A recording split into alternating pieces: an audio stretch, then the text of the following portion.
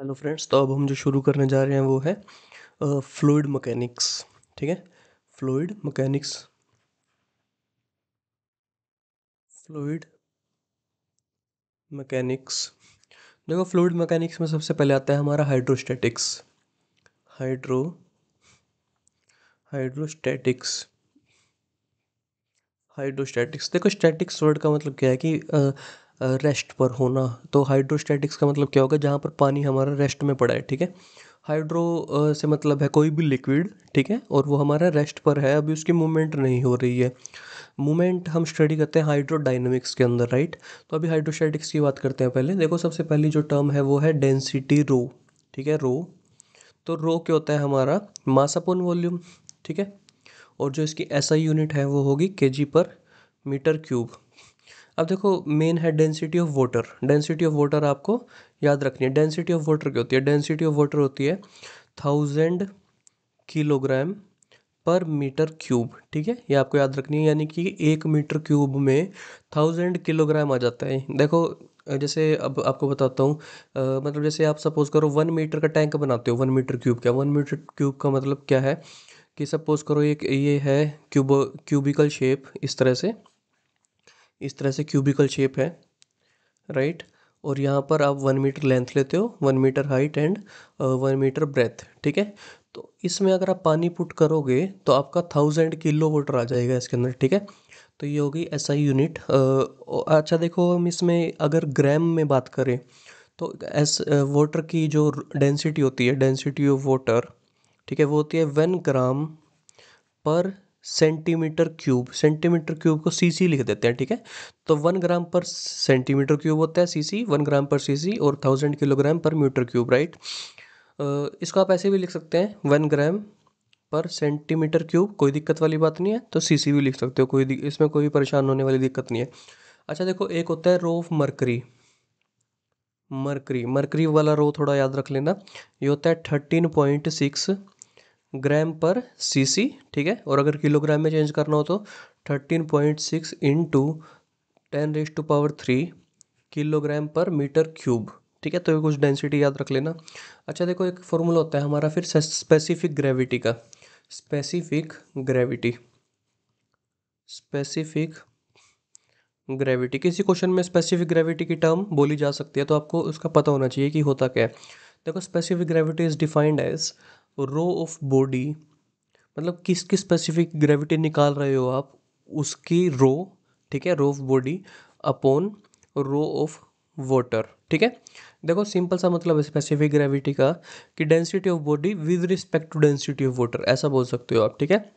यानी कि वाटर के रिस्पेक्ट में हमने डेंसिटी निकाल ली। अब देखो, मरकरी की स्पेसिफिक ग्रेविटी क्या आती है, स्पेसिफिक ग्रेविटी ऑफ मर्क्यूरी। ठीक है। यानी कि मरकरी की density with respect to water ये आती है हमारी 13.6, राइट। अब देखो, स्पेसिफिक ग्रेविटी की कोई यूनिट नहीं होती, डायमेंशनलेस है ये, क्योंकि देखो ऊपर भी रो है और नीचे भी रो है। डेंसिटी अपॉन डेंसिटी हो गया तो डायमेंशनलेस हो गई। तो स्पेसिफिक ग्रेविटी सिर्फ एक नंबर मिलेगा हमें, जैसे यहाँ पे 13.6 मिला है। ये कैसे आया, density of mercury, density of mercury कितनी थी, 13.6 ग्राम पर सीसी। ठीक है। और डेंसिटी ऑफ वाटर कितनी थी, 1 ग्राम पर सीसी। तो ग्राम पर सीसी से ग्राम पर सीसी कैंसिल आउट हो गया, तो 13.6 ऐसे मिल गया हमें। ठीक है। अगर आपको स्पेसिफिक ग्रेविटी गिवन है किसी क्वेश्चन में, स्पेसिफिक ग्रेविटी गिवन हो सकता है। ठीक है। सपोज करो specific gravity is given, right. और आपको बोला है कि डेंसिटी ऑफ बॉडी निकालो कितनी है, तो आप क्या करेंगे, डेंसिटी ऑफ बॉडी निकालने के लिए स्पेसिफिक ग्रेविटी को मल्टीप्लाई कर देंगे आप डेंसिटी ऑफ वाटर से। तो ये आपके पास रो ऑफ बॉडी मिल जाएगा। देखो, क्रॉस मल्टीप्लाई करोगे तो इधर चला जाएगा, तो डेंसिटी ऑफ बॉडी मिल जाएगा आपको। तो ये बात थोड़ा ध्यान रखनी है, न्यूमेरिकल आ सकता है। अच्छा, अब देखो, एक शॉर्ट फार्मूला लिख लो। शॉर्ट फार्मूला देखो, सपोज करो आपके सामने दो लिक्विड है। ठीक है। एक लिक्विड है फर्स्ट लिक्विड, और एक है हमारा सेकंड लिक्विड। इसको ऐसे डिफाइन कर लेते हैं, फर्स्ट लिक्विड सेकंड लिक्विड। ठीक है। और आपने दोनों को मिक्स कर दिया, नॉन रिएक्टिव हैं दोनों, दोनों आपस में रिएक्ट नहीं करते, मिक्स कर दिया। इसकी डेंसिटी है रो 1, इसकी डेंसिटी है रो 2, और इसकी वॉल्यूम वॉल्यूम है वी, और इसकी भी वी है। इसका मतलब क्या है, देखो इसका मतलब है कि आप इक्वल वॉल्यूम में मिक्स कर रहे हो इनको, ठीक है। इसकी भी वॉल्यूम वी है और इसकी भी वॉल्यूम वी है। यानी कि ऐसा समझ लो कि आपने 1 लीटर पानी ले लिया और 1 लीटर आपने मरकरी ले लिया, या 1 लीटर आपने कुछ और ले लिया, ठीक है। तो इस तरह से इक्वल वॉल्यूम में आपको मिक्स करना है इनको, ठीक है। तो इन दोनों को हमने क्या कर दिया, मिक्स कर दिया। तो जो रिजल्टेंट लिक्विड बनेगा हमें उसकी डेंसिटी कितनी आएगी, रो मिक्स, एक तो हमने वो सीखना है कितनी आएगी, ठीक है। अब अच्छा देखो दूसरा केस क्या हो सकता है, अभी मैं लिखवा देता हूँ उसका फॉर्मूला। दूसरा केस क्या होता है, फर्स्ट लिक्विड है, सेकंड लिक्विड है, इसकी डेंसिटी है रो 1, इसकी डेंसिटी है रो 2, एंड इसका मास सपोज करो m है और इसका भी मास m है, ठीक है। यानी कि अब क्या है, अब आप इक्वल मासेस में मिक्स कर रहे हो। जैसे कि आपने 1 किलो एक लिक्विड ले लिया, दूसरा किलो दूसरा लिक्विड ले लिया, ठीक है। या 5 kg वन लिक्विड ले लिया, 5 kg दूसरा लिक्विड ले लिया। हमें वॉल्यूम नहीं पता उसकी, ठीक है, वॉल्यूम का यहाँ कोई मतलब नहीं है। अब हम इक्वल मासेस में प्लस कर रहे हैं, ये है इक्वल मासेस में मिक्स करना और ये है इक्वल वॉल्यूम में मिक्स कर रहे हैं, ठीक है। तो यहाँ भी हमने रो मिक्स लिखना है, रो मिक्स। देखो जो पहले वाला केस है इसमें रो मिक्स आता है अपना रो 1 प्लस रो 2 अपॉन 2, यानी कि सिंपली आपने दोनों का ऐड करके डिवाइडेड बाय 2 कर देना है। और इस केस में अपना रो मिक्स आता है, सेकंड केस में इन दोनों का आपने मिक्स करना है। इस केस में आएगा अपना 2 रो 1 रो 2 अपॉन रो 1 प्लस रो 2। ये शॉर्ट फार्मूला है, आप अपने बेसिक मेथड से निकालना चाहें तो निकाल सकते हैं, उसमें भी कोई प्रॉब्लम नहीं है। अब हम अपनी डेंसिटी की बात हो गई, अब second one is pressure. Pressure की बात कर लेते हैं थोड़ा। प्रेशर प्रेशर सारा गेम प्रेशर का ही है इसमें, जो फ्लूइड मैकेनिक्स है, ठीक है। प्रेशर क्या होता है, force per unit area, right. और प्रेशर की जो यूनिट होती है वो होती है पास्कल। पास्कल, ठीक है। पास्कल क्या होता है, 1 न्यूटन पर मीटर स्क्वायर को हम 1 पास्कल बोलते हैं, ठीक है। 1 पास्कल, राइट। जो प्रेशर है अपनी स्केलर क्वांटिटी आप सबको पता है। और एक टर्म होती है 1 एटमॉस्फेरिक प्रेशर, 1 atm बोलते हैं। तो इसका मतलब क्या होता है, 10⁵ राइट। और 10⁵ इसको हम एक और तरीके से बोलते हैं 76 centimetre of mercury column. Mercury column इसका मतलब क्या होता है, सपोज आपने एक मरकरी कॉलम लिया इस तरह से और 76 सेंटीमीटर तक उसको भर दिया, यहाँ तक ऐसे 76 सेंटीमीटर तक भर दिया। तो फाइनली जो प्रेशर लगाती है उसको बोलते हैं 76 centimetre of mercury column, right. तो अब देखो यहाँ पे ये जो है अपना प्रेशर है, राइट। हमने इनसाइड अ लिक्विड निकालना है इसको। सपोज करो ये आपका कंटेनर है इस तरह से और इसके अंदर आपने ऐसे एक लिक्विड भर दिया, ठीक है। अब इनसाइड अ लिक्विड हमें प्रेशर चाहिए कि कितना प्रेशर आएगा। अब देखो सपोज करो हम एक पॉइंट पर प्रेशर निकालते हैं, ये वाला पॉइंट, ठीक है, इस वाले पॉइंट पे। और ये यहाँ से लेके यहाँ तक जो इसकी हाइट है वो है एच हाइट कहाँ से माप रहे हैं हम, एच हाइट बिल्कुल सरफेस से माप रहे हैं, जो सरफेस है लिक्विड का वहाँ से, राइट, एच हाइट। और सपोज करो यहाँ पे जो प्रेशर लग रहा है, ये वाला प्रेशर, ये है PATM। देखो जहाँ भी ओपन सरफेस होगा एटमॉस्फेयर के कांटेक्ट में होगा अपना लिक्विड, वहाँ पे PATM लगता है, ठीक है। अब यहाँ पर सपोज करो प्रेशर P लग रहा है, तो ये P जो है ये है अपना PATM प्लस H रो G, ठीक है। रो क्या है यहाँ पर, डेंसिटी ऑफ दिस लिक्विड। तो ये वाला फॉर्मूला आपने ध्यान रखना है, काफ़ी इंपॉर्टेंट फॉर्मूला है, P=PATM प्लस एच रो जी। ये हर जगह यूज़ होगा, राइट। अच्छा देखो अब ऐसा केस हो सकता है कि ये जो कंटेनर है आपका, ये वाला कंटेनर, ये ठीक है, इसको आप एक्सेलरेशन करा रहे हो अपवर्ड या डाउनवर्ड, जो जैसे लिफ्ट का केस हमने पढ़ा था ना न्यूटोनियन मैकेनिक्स में, न्यूटन लॉज ऑफ मोशन में। तो इस तरह से आप इसको अपवर्ड और डाउनवर्ड मूव करा रहे हो। देखो हम केस लिख लेते हैं, ये रहा हमारा कंटेनर, ये रहा कंटेनर, ठीक है। इसके अंदर हमने भर दिया लिक्विड अपना, इस तरह से ये भर दिया लिक्विड, ठीक है। अब देखो हमने प्रेशर निकालना है at a point, this point, ठीक है, at this point at a height h from surface, this height is h। And यहाँ पर जो प्रेशर लग रहा है वो है PATM, that is pressure, atmospheric pressure, right. और अब एक केस है कि हम इसको अपवर्ड मूव करा रहे हैं विद एक्सेलरेशन a, राइट। और एक केस क्या हो सकता है, एक केस हो सकता है कि डाउनवर्ड मूव करा रहे हैं विद एक्सेलरेशन ए। तो इस केस में देखो फॉर्मूला में थोड़ा चेंज आ जाएगा, ठीक है। अब यहाँ पर अगर प्रेशर पी लग रहा है तो हम पी को कैसे लिखेंगे, जो हमारा नॉर्मल फॉर्मूला था वो क्या था, P is equal to P A T M plus H rho और जी, ठीक है, जी था। अब देखो जब ऊपर वाला केस होगा ना, जब ऊपर लेके जा रहे हैं कंटेनर को, तब यहाँ पर क्या होगा, प्लस ए हो जाएगा, ठीक है, प्लस ए हो जाएगा। क्योंकि जैसे आपने उसमें पढ़ा था न्यूटन लॉज ऑफ मोशन में, प्लस साइन आ जाता है ग्रेविटी के साथ, जी प्लस ए हो जाएगा। और अगर आप कंटेनर को नीचे लेके आ रहे हैं तब क्या होगा, यहाँ पर जी माइनस ए हो जाएगा और बाकी फॉर्मूला सेम रहेगा, बस यही बात है। बस आपने जी को चेंज करना है, ठीक है। यानी कि सिंपल सी बात है कि जब भी कोई भी चीज़ ऊपर जाती है तो जी को रिप्लेस करना होता है हमें जी प्लस ए से, और जब डाउनवर्ड जाती है तो फोर्स मॉडिफाई होता है ना अप और डाउन जाने से, तो जी को रिप्लेस करना होता है जी माइनस ए से, राइट। तो ये हो गया हमारा ये वाला केस। अब अच्छा देखो एक दो बात और सीख लेते हैं। देखो प्रेशर एक लिक्विड के अंदर हर पॉइंट पे हर डायरेक्शन से लगता है। जैसे सपोज करो ये आपका कंटेनर है और इसमें आप पानी भर देते हो इस तरह से, ये हमारा लिक्विड भर दिया आपने, ठीक है। और इसके अंदर आप कोई भी पॉइंट ले लेते हो, सपोज करो ये वाला पॉइंट ले लिया आपने लिक्विड के अंदर, तो इस पे हर डायरेक्शन से प्रेशर लगेगा इस तरह से। आप कोई भी डायरेक्शन देखना चाहें तो सबसे इस पे ऐसे प्रेशर लगेगा। तो ये बात हो गई।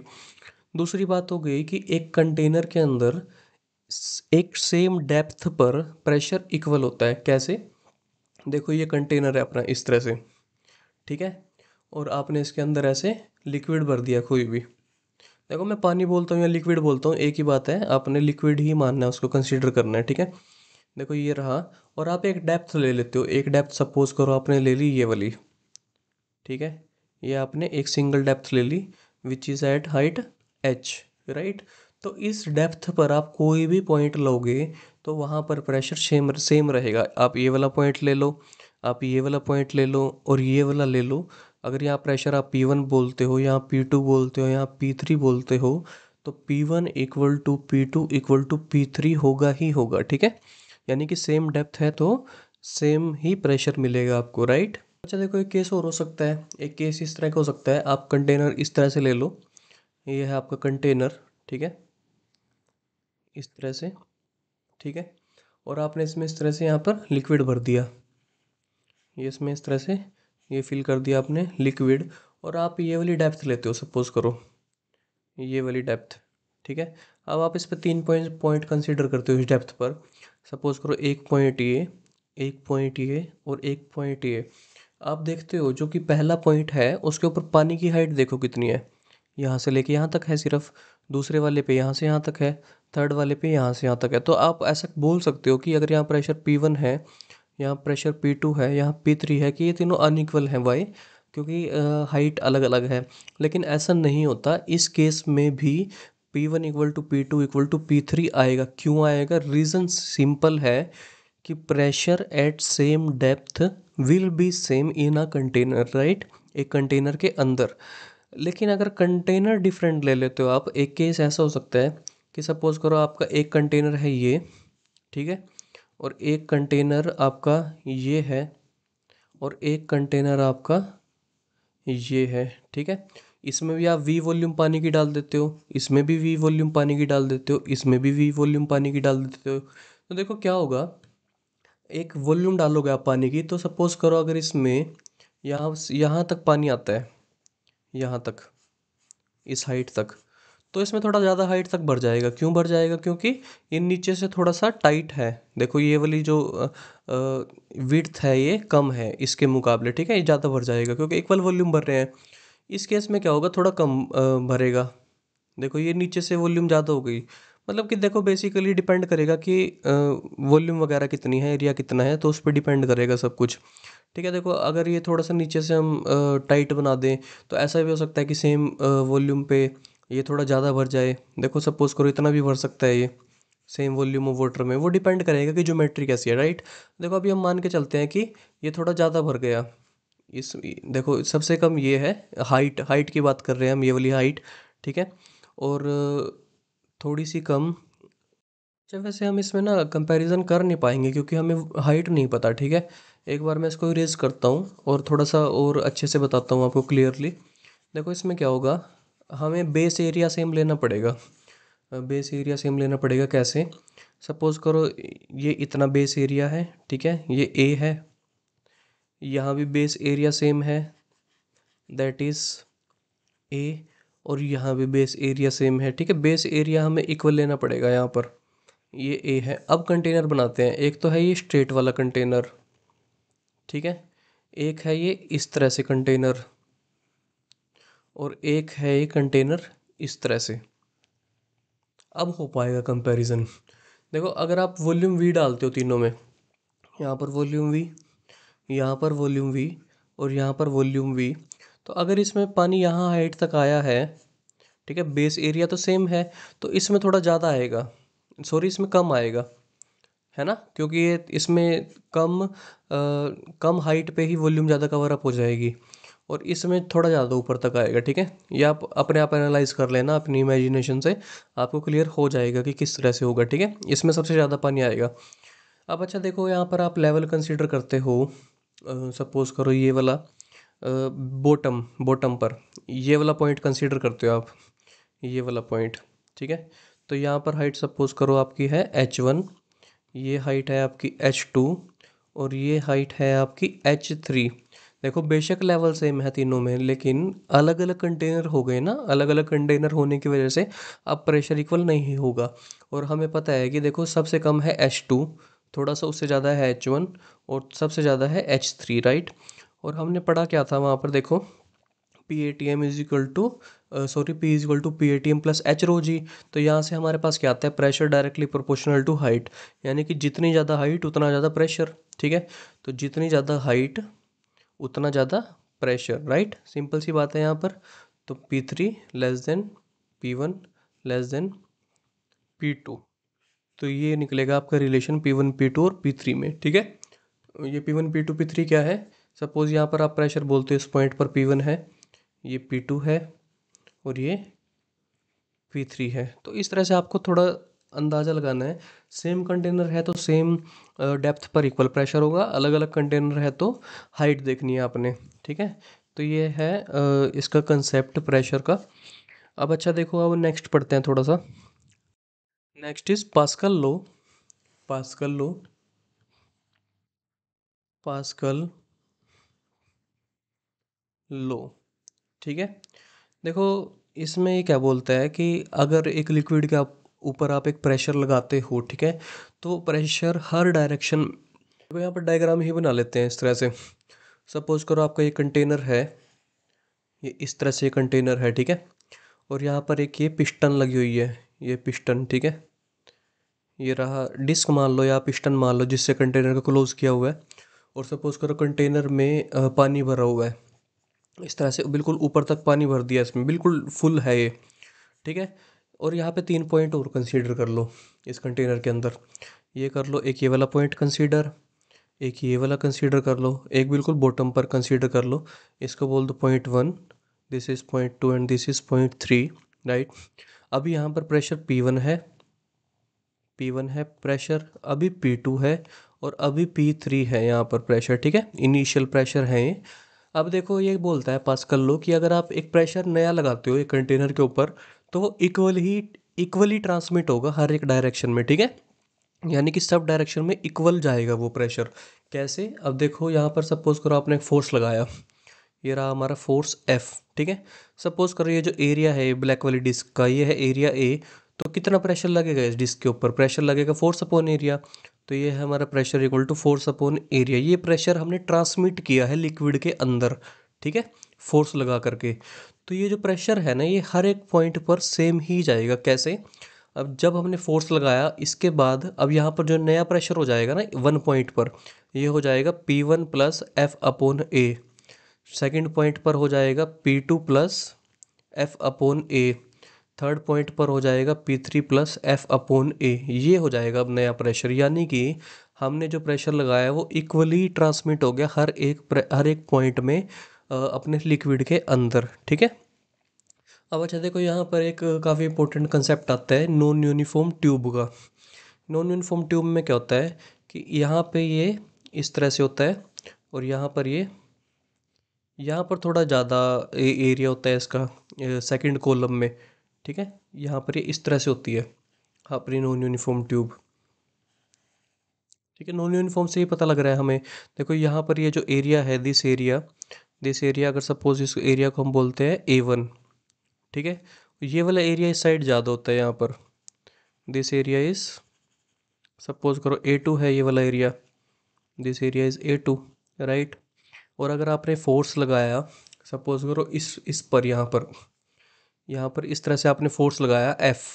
अभी देखो इसके अंदर लिक्विड है, हमने लिक्विड पैक कर रखा है इसके अंदर। यहाँ से ये सारा हमारा इसमें ये लिक्विड भरा पड़ा है इसमें कॉलम में, ठीक है। इसमें ये रहा अपना लिक्विड। अब देखो हमने फोर्स लगाया है यहाँ पर इसके ऊपर, तो देखो कितना प्रेशर ट्रांसमिट कर रहे हैं हम कॉलम के अंदर। एफ अपॉन ए वन फोर्स ट्रांसमिट कर रहे हैं। इसको F1 बोल देते हैं फोर्स को, ठीक है। F1 फोर्स लगाया, F1/A1 प्रेशर ट्रांसमिट कर दिया हमने लिक्विड के अंदर, ठीक है। F1/A1 ये ब्लू से दिखा रहा हूँ, ये प्रेशर है।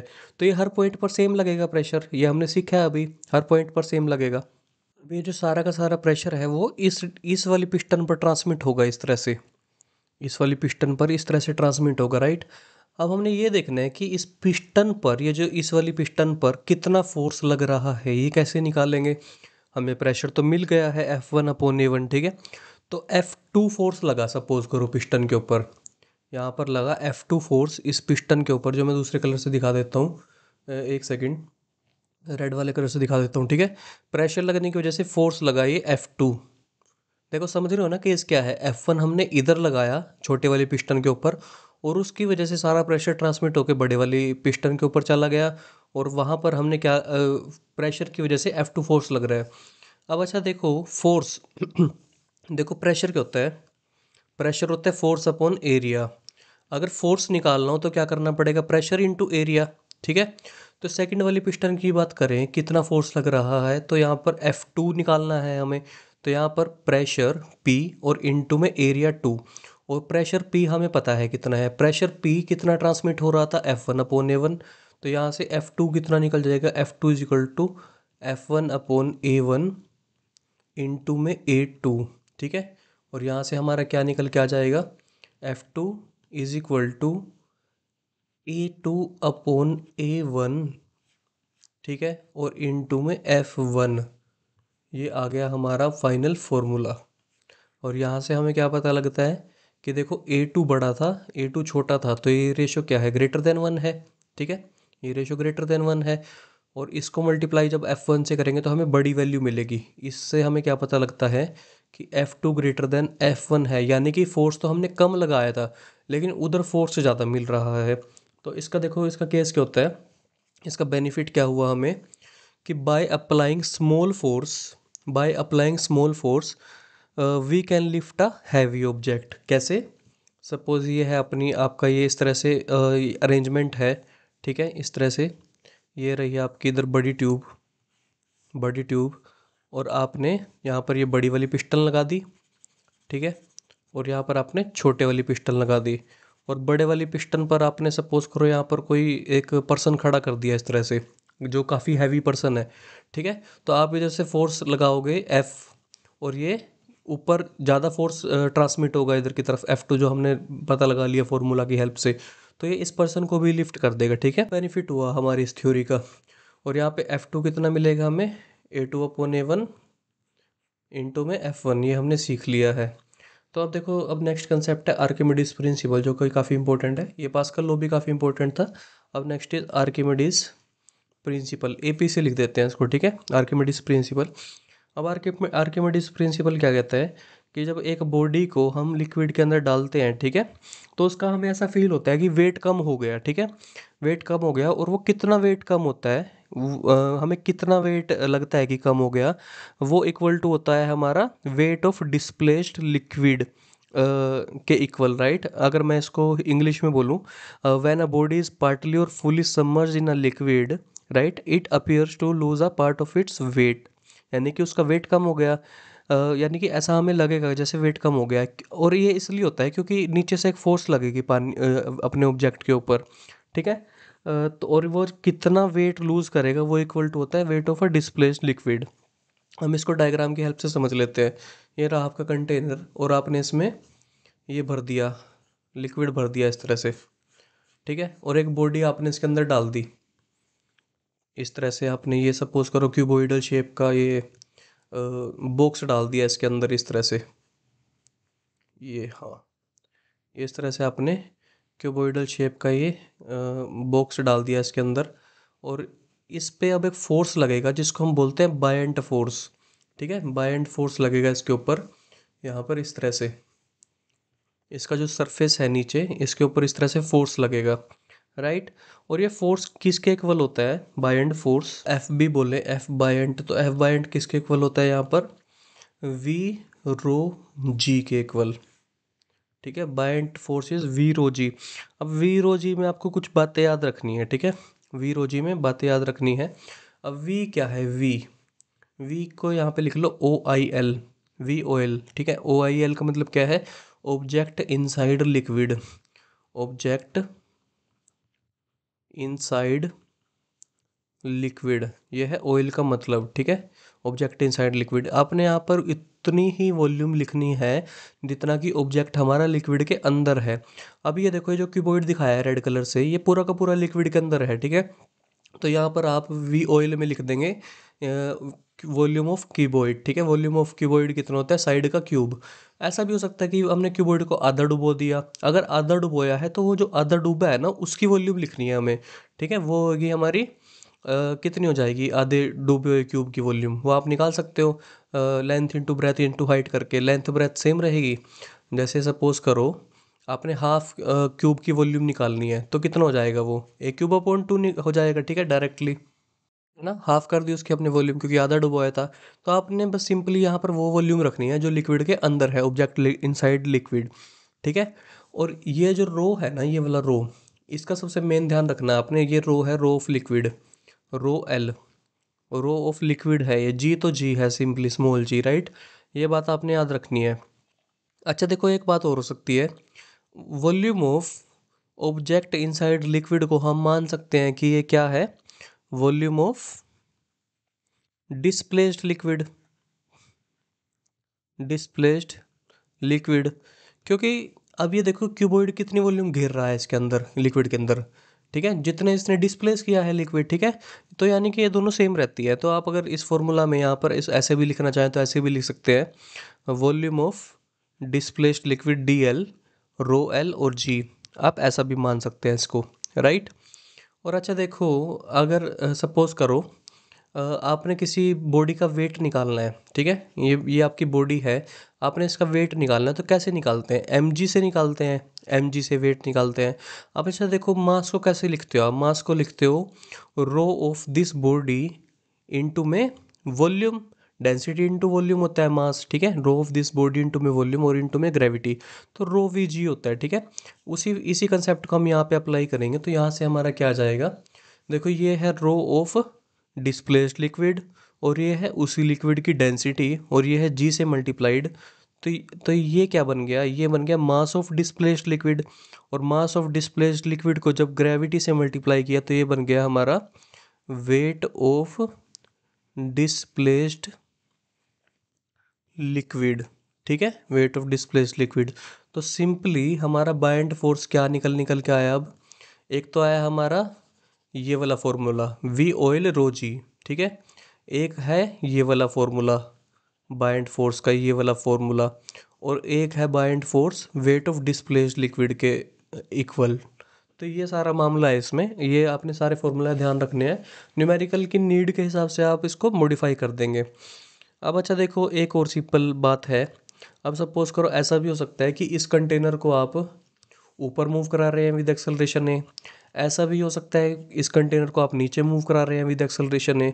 तो सिंपली ये जितने भी फॉर्मूला लिखे हैं ना, ये एक फॉर्मूला, दो फॉर्मूला, तो आपने क्या करना है? अगर ऊपर एक्सेलरेशन ए हो रही है तो आपने क्या करना है? जी को जी प्लस ए से रिप्लेस कर देना है। और अगर नीचे एक्सेलरेशन हो रही है तो आपने क्या करना है? जी को जी माइनस ए से रिप्लेस कर देना है, राइट। तो आपने इतना ही काम करना है। देखो यहाँ पर आप एक शॉर्ट फॉर्मूला लिख लो, आपके काम आ सकते हैं न्यूमेरिकल्स में। देखो ऐसा गिवन हो सकता है कि सपोज करो एक कंटेनर है और कंटेनर के अंदर हमने भर दिया लिक्विड, ठीक है। और एक बॉडी है ये इस तरह से अपनी ये बॉडी है, लिक्विड भर देते हैं पहले, लिक्विड यहाँ पे इस तरह से। हाँ, ये रहा हमारा लिक्विड। और ये जो बॉडी है ना, ये आधी बाहर तैर रही है और आधी ऊपर की तरफ मतलब आधी बाहर है और पानी के, और आधी अंदर डूबी हुई है। यानी कि ये पार्शियली सबमर्ज्ड है, इसको बोलेंगे पार्शियली सबमर्ज्ड होना, ठीक है। और सपोज करो ये जो हाइट है, this height inside liquid is H inside, ठीक है। और ये वाली जो हाइट है ये है H outside, H O, right. तो अब हमने ये निकालना है कि कितना इनसाइड है, volume fraction inside, volume fraction inside, ठीक है। वॉल्यूम फ्रैक्शन इनसाइड को हम कैसे डिफाइन करते हैं, ये है हमारा volume inside upon total volume. Total volume क्या है, देखो किसी भी चीज़ की फ्रैक्शन निकालते हैं, कैसे निकालते हैं कि जिसकी फ्रैक्शन निकालनी है वो, और अपोन में टोटल, ठीक है। जैसे आप निकालते हो ना अपने मार्क्स आपके कितने आए हैं, तो आप फ्रैक्शन निकालते हो उसकी, आपने जितने मार्क्स किए हैं वो अपोन टोटल मार्क्स, ठीक है, वो निकल जाती है फ्रैक्शन। और फिर परसेंटेज से निकालने के लिए आप 100 से मल्टीप्लाई कर देते हो, वही बात है बस यहाँ पे।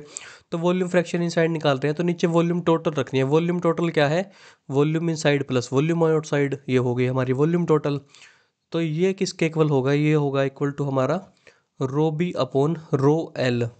अब ये रो एल तो हमें पता है कि रो एल क्या है, डेंसिटी ऑफ लिक्विड, और density of bodies rho B, ठीक है। ये इसके इक्वल आ जाएगा। अब अच्छा देखो, वॉल्यूम फ्रैक्शन आउटसाइड निकालनी है, वॉल्यूम फ्रैक्शन आउटसाइड, ठीक है। वॉल्यूम फ्रैक्शन आउटसाइड ये कैसे निकलेगी, outside volume upon total volume, V I plus V O, ठीक है, V I plus V O. अब अच्छा देखो ये निकालनी है, तो ये होती है हमारी, अब देखो 1 - volume fraction inside, V I upon V I plus V O, तो ये क्या आ जाएगा, 1 - rho B upon rho L, ठीक है, ये आ जाएगा आपका। तो बस आपने ये कंसेप्ट ध्यान में रखना है आपको, ये निकालने के लिए बोला जा सकता है कि आपको ये फाइंड आउट करो आप। अच्छा देखो एक फॉर्मूला और नोट कर लो यहाँ पे, ये भी आपके काम आ सकता है, ठीक है। देखो मेन तो हमारा जो मोटिव है सीरीज़ का वो तो यही है ना कि हम मैक्सिमम से मैक्सिमम फार्मूलाज डिस्कशन करें। ज़्यादा डिटेल्ड में तो हम कंसेप्ट यहाँ करा नहीं सकते ना, क्योंकि उसमें तो बहुत ज़्यादा टाइम लग जाएगा। वो काम बैच में होता है, देखो हर एक कंसेप्ट डिटेल से पढ़ना, उसका रीज़न समझना, डेरिवेशन करना, हर एक फार्मूला कैसे आया वो समझना, ठीक है। वो सारा काम देखो बैच का काम है, यहाँ तो हम सिंपली एक रिवीजन कर रहे हैं, राइट। अब देखो ये फार्मूला क्या है, देखो सपोज करो आपके पास एक पाइप है इस तरह से, ये है आपका पाइप, राइट। यहाँ से ओपन है ये रहा हमारा ओपन, हाँ ये रहा इस तरह से, ठीक है। और ये जो क्रॉस सेक्शनल एरिया है ना इसका, ये वाला क्रॉस सेक्शनल एरिया ये है ए, ठीक है, cross sectional area is a. और सपोज करो एक लिक्विड आ रहा है इससे बाहर बहुत तेज़ी से, इससे यहाँ से ऐसे ये लिक्विड फ्लो कर रहा है इसके अंदर, हाँ इस तरह से लिक्विड फ्लो कर रहा है, यहाँ से बाहर निकलेगा अब लिक्विड अपना, ठीक है। देखो समझ में आ रही है ना बात, लिक्विड आ रहा है पीछे से कहीं से, और वो बाहर की तरफ निकलेगा। अब सपोज करो एक वॉल है यहाँ पर, ये रही अपनी वॉल, हाँ ये रही अपनी वॉल, वॉल, और ये सारा लिक्विड आके अब इसको वॉल पे टकराएगा बाहर, देखो इस तरह से आएगा ये, और इस तरह से ये सारा लिक्विड ऐसे टकराएगा इस वॉल के ऊपर, ठीक है, वॉल के ऊपर ऐसे टकराएगा लिक्विड। तो अब हमने ये बताना है कि force exerted by liquid on wall, कितना फोर्स लगाएगा अपना लिक्विड वॉल के ऊपर, force exerted by liquid on wall, तो ये कितना फोर्स लगाता है वो हमने यहाँ पर फॉर्मूला सीखना है। देखो अब सपोज करो ये वेलोसिटी इसकी लिक्विड की जब ये बाहर निकल रहा है तो यहाँ पर वेलोसिटी है v, दूसरे कलर से दिखा देता हूँ इसको, ये वेलोसिटी है यहाँ पर v वेलोसिटी से बाहर निकल रहा है हमारा लिक्विड यहाँ पर, राइट। और डेंसिटी ऑफ लिक्विड इज रो, यहाँ पर डेंसिटी ऑफ लिक्विड रो है, एरिया भी मिल गया हमें। तो ये होगा ये वाला जो फॉर्मूला है ये होगा हमारा रो ए वी स्क्वेयर, ठीक है। तो ये वाला फॉर्मूला आप याद रखेंगे कि फोर्स इतना लगेगा रो ए वी स्क्वेयर के इक्वल। देखो इसके साथ हमारा हाइड्रोस्टैटिक्स का डिस्कशन ख़त्म होता है। हाइड्रोस्टैटिक्स में हमने सबसे पहले डेंसिटी के बारे में डिस्कशन किया, फिर उसके बाद प्रेशर के बारे में डिस्कशन किया। देखो मैं दिखा देता हूँ आपको थोड़ा देख लेते हैं कि हमने क्या क्या पढ़ लिया। हाँ, यहाँ से पढ़ा था डेंसिटी का डिस्कशन, राइट, स्पेसिफिक ग्रेविटी, और ये 2-3 फार्मूला देखे, फिर प्रेशर का डिस्कशन किया, ये थोड़े केस देखे हैं प्रेशर के कि क्या क्या अलग अलग केस बनते हैं, और फिर पास्कल लॉ के बारे में डिस्कशन किया। ये जो है नॉन यूनिफॉर्म ट्यूब का केस है, ये काफ़ी इंपॉर्टेंट है। Then Archimedes principle, Archimedes principle देखो आता सबको है, लेकिन दिक्कत क्या होती है, देखो गलती मैं बताता हूँ गलती क्या होती है। गलती होती है एक तो इसमें VOIL है, ये ऑब्जेक्ट इनसाइड लिक्विड, यानी जितना ऑब्जेक्ट है ना लिक्विड के इनसाइड वही वॉल्यूम लिखनी है आपने।